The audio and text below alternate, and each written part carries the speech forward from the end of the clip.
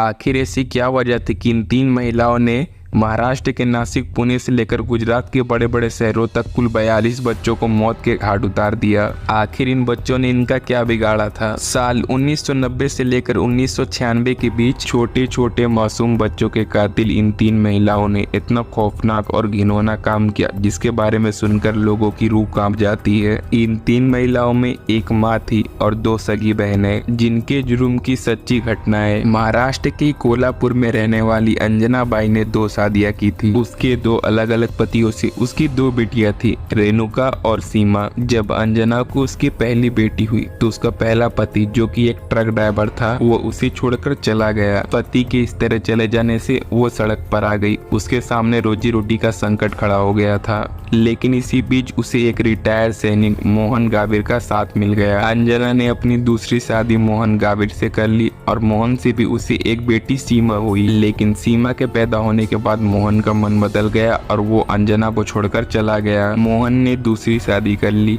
कुल मिला के अब अंजना के पास 2 बेटियां थी और जिसके लालन पालन की जिम्मेदारी अब उसके ऊपर थी और कोई सोर्स ऑफ इनकम नहीं था। अंजना ने बच्चों को पालने के लिए मेहनत, मजदूरी और ईमानदारी का रास्ता चुनने के बजाय चोरी, पॉकेटमारी जैसे गलत रास्तों पर चलना सही समझा। उससे भी बड़ी गलत बात ये रही कि उसने अपनी दोनों बेटियों को, रेणुका और सीमा को, इस धंधे में उतार लिया। रेणुका और सीमा जैसे जैसे बड़ी होती गई, चोरी और पॉकेटमारी में वो अपने माँ से भी आगे निकल गई। वो पलक झपकते ही महिलाओं का कीमती सामान उड़ा देती थी। इस तरह के काम के लिए ये भीड़ भाड़ वाले पब्लिक प्लेसेस का इस्तेमाल करते थे, जैसे कि कोई मंदिर या फिर कोई बाजार। एक बार ये तीनों पॉकेटमारी के इरादे से एक मंदिर में भीड़ भाड़ वाले इलाकों में घूम रही थी। वो अपने शिकार की तलाश कर रही थी। तभी अंजना की नजर एक गरीब मजदूर के घर के बाहर खेलते हुए 18 महीने के बच्चे पर पड़ी। अंजना ने उस बच्चे को चुपचाप चुरा लिया। उस बच्चे का नाम संतोष था, जिसे लेकर वो वहाँ से चली गई। बच्चा चोरी करने के बाद अंजना मंदिर पहुँचती है। वहाँ उसने एक आदमी का पर्स चुराने की कोशिश की मगर पकड़ी गई। उस आदमी को गुस्सा आया और वो अंजना पे चिल्लाने लगा। देखते ही देखते लोग वहाँ पर इकट्ठे हो गए। वो सभी अंजना पे गुस्सा हो रहे थे और पुलिस को बुलाने की बात कर रहे थे। अंजना ने उस बच्चे को सामने रखकर ये कह रही थी कि उसने चोरी नहीं की। एक बच्चे की माँ कभी चोरी नहीं कर सकती। जब भीड़ नहीं मानी और लोगों का गुस्सा बढ़ता गया तो अंजना ने गुस्से में चुराए हुए उस 18 महीने के बच्चे को जमीन पर पटक दिया। बच्चे के सिर से बहुत ही खून बहने लगा। लोगों का ध्यान चोरी से हटकर बच्चे की हालत पर चला गया। लोग ये नहीं जानते थे कि ये बच्चा अंजना का नहीं बल्कि चुराया हुआ है। लोगों ने पुलिस को बुलाने के बजाय अंजना को वहाँ से जाने दिया, जिससे कि वो बच्चे की इलाज करा सके। अंजना के साथ साथ वहाँ मौजूद उसकी बेटी सीमा भी चुपचाप वहाँ से निकल ली। अब ये दोनों वहाँ से चली जा रही थी।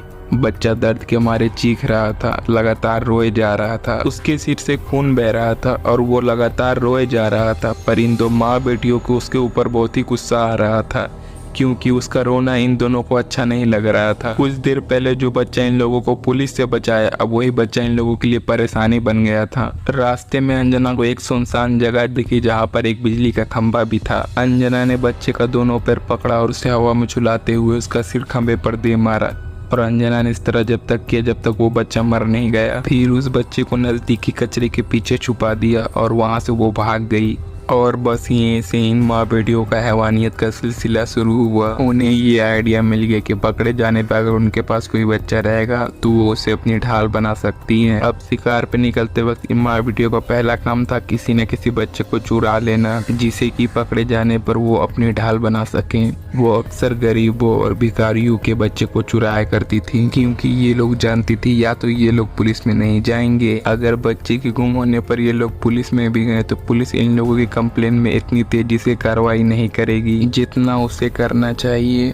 कुल मिला के ये लोग गरीबों की मजबूरी और पुलिस की लापरवाही रवैये का फायदा उठाना चाहती थी। ये अक्सर छोटे लगभग 4-5 साल के बच्चों को चुराया करती थी। इन लोगों का अब ये अपराध करने का तरीका बन गया था। सबसे पहले ये लोग बच्चे चुराते, फिर अगर चोरी करने जाती तो अगर वहाँ पकड़ी जाती तो ये बच्चे को जमीन पे पटक कर लोगों की सहानुभूति इकट्ठा करती। वहाँ पब्लिक की मार और पुलिस दोनों से ये लोग बच निकलती। उसके बाद वो चुराए हुए बच्चे को बहुत ही बेरहमी से पटक पटक कर मार देती। क्रूरता की हद तब तो पार हो गई जब एक छोटी सी बच्ची को इन लोगों ने पैरों से दबाकर मार दिया। इतना ही नहीं, एक दूसरी बच्ची को इन लोगों ने पैरों से पकड़ के उल्टा लटका दिया, फिर उसका सर पानी में डुबोर दिया। आप और हम कल्पना भी नहीं कर सकते किस तरह मासूम बच्चे इन राक्षसनियों का शिकार बनते रहे। ये छोटे बच्चे ना तो अपनी रक्षा कर सकते थे, ना ही किसी को अपने बारे में बता सकते थे। हैरानी की बात ये थी, इतनी वारदातें करने के बाद भी ना तो वो कभी पुलिस की रडार में आई और ना ही कभी चुराए गए बच्चों के माता पिता के नज़र में।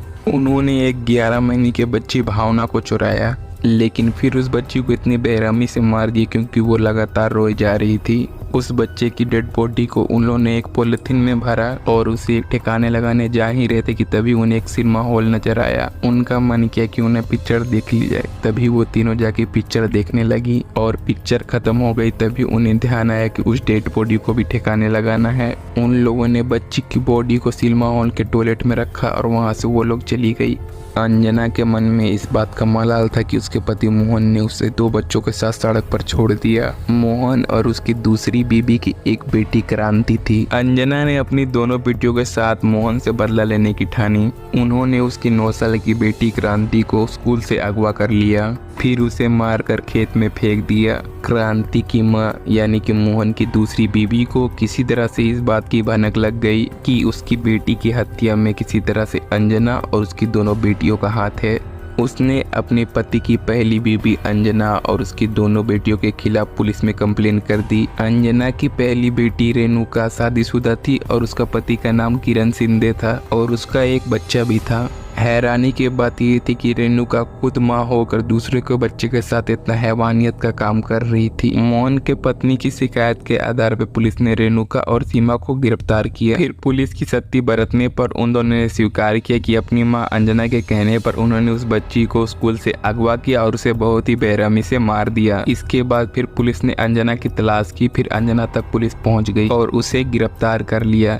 फिर पुलिस की पूछताछ में अंजना ने अपना जुर्म कबूल किया, लेकिन पुलिस की रिकॉर्ड में इन माँ बेटियों के खिलाफ अभी तक छोटी मोटी जुर्म ही दर्ज थी। आखिर कैसे अचानक हत्या जैसा संगीन जुर्म इन्होंने किया था। इसलिए जब पुलिस इन लोगों के घर की तलाशी की, वहाँ बहुत सारे छोटे बच्चों के कपड़े और खिलौने मिले। फिर इन लोगों से पुलिस ने बहुत ही सख्ती से पूछताछ की। फिर इन्होंने बताया साल 1990 से लेकर 1996 के बीच इन्होंने करीब 42 बच्चों को अपने ढाल के तौर पर यूज किया। फिर वो बच्चे जब इनके किसी काम के नहीं रह जाते तो इन लोगों ने उन बच्चों को बहुत ही बेरहमी से मार डाला और इस काम में रेणुका का पति किरण भी इन लोगों का साथ देता था। फिर उसे भी गिरफ्तार किया तो उसने बताया कि उसकी पत्नी रेणुका उंगलियों पर गिनती कर रही थी कि उन्होंने अभी तक कितने बच्चों को मारा। तो रेणुका ने उस दिन कुल 42 बच्चों की गिनती की। पुलिस ने इस बीच इन सालों में जितनी भी बच्चों की हत्या हुई थी इनके सारे मामले निकाले और इस केस को CID को सौंप दिया। महाराष्ट्र के नासिक, पुणे, कल्याण, शिरडी और गुजरात के भी कुछ शहरों में इस तरह की वारदातें हो चुकी थी। रेणुका का पति सरकारी गवाह बन गया और उसने अपनी पत्नी, साली और सास के खिलाफ गवाही दे दी। हालांकि कुल इनके द्वारा 13 बच्चों के अपहरण और 9 बच्चों की हत्याएं पुलिस सामने ला पाई,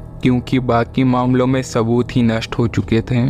साल 1997 में 50 साल की अंजना का दिल का दौरा पड़ने से जेल में ही मौत हो गई। कोर्ट ने किरण को सरकारी गवाह बन जाने की वजह से छोड़ दिया, जबकि रेणुका और सीमा को 29 जून 2001 को कोल्हापुर कोर्ट ने फांसी की सजा दी। 9 सितंबर 2004 को हाई कोर्ट और 29 अगस्त 2006 को सुप्रीम कोर्ट से भी इन लोगों को राहत नहीं मिली। इनकी फांसी की सजा बरकरार रही। इन्होंने राष्ट्रपति के पास दया याचना लगाई, लेकिन तत्कालीन राष्ट्रपति प्रणब मुखर्जी ने भी 14 अगस्त 2014 को इनकी फांसी की सजा को यथावत रखा, लेकिन इनकी फांसी एग्जीक्यूट नहीं हो सकी। साल 2021 को हाई कोर्ट में फिर से इन दोनों बहनों ने याचिका लगाई कि फांसी के इंतजार में ये दोनों हर रोज मरती हैं और उनकी फांसी अब तक नहीं हुई है, इसलिए उनके ऊपर रहम किया जाए। हाई कोर्ट ने इनकी इस बात को कंसीडर किया और फांसी की सजा को आजीवन कारावास में बदल दिया। फिलहाल ये दोनों बहनें पुणे की यमड़ा जेल में बंद हैं और अपने गुनाहों की सजा काट रही हैं।